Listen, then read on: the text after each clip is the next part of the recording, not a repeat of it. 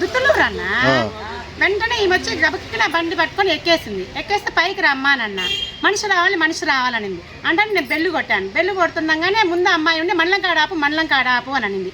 అంతలోకే ఈ ఫ్లైఓవర్ కిందికి వచ్చేసింది బండి. ఆయన ఏమనుకున్నాడు మండలం కాడని అనేసి చిన్నగా స్లో అవుతా వస్తున్నాడు. ఈమె పడిందని డ్రైవర్ చెప్పే లోపలే మా ఎవరో పడ్డట్టున్నారమ్మా అనే వరకు బండి కతక్కిన బ్రేక్ కొట్టాడు. ఏమన్నా బ్రేక్ ఎందుకు కొట్టావని అన్న బండిలో నుంచి మనిషి పడిందమ్మా అని.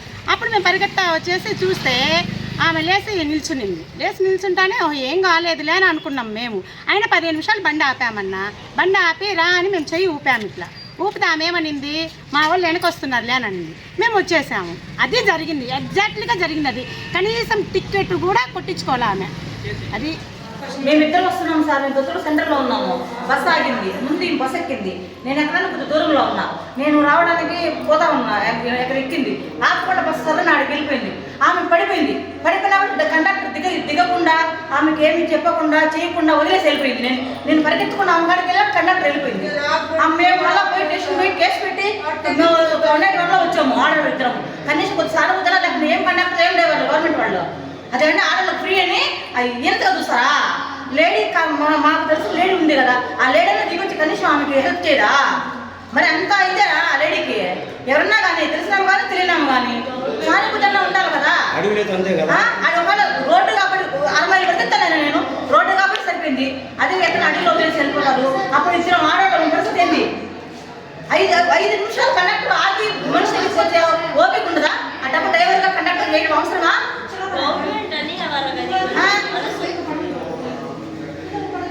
మనిషికి ఏమన్నా అయితే ప్రాణం వస్తే ప్రాణం వస్తుందా? రోజుకి ఎంతమంది చచ్చిపోతున్నారు. కొద్దిగా మనిషికి మానవత్వం ఉండవాళ్ళ?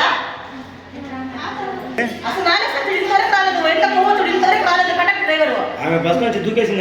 కనీసం ఆపి సరే సార్ దూకేసింది అంటున్నాము, కనీసం ఆపి నేను ఎత్తుకోండి మమ్మల్ని ఇద్దరు ఎక్కించుకొని వచ్చి కనీసం హాస్పిటల్ పెట్టావు.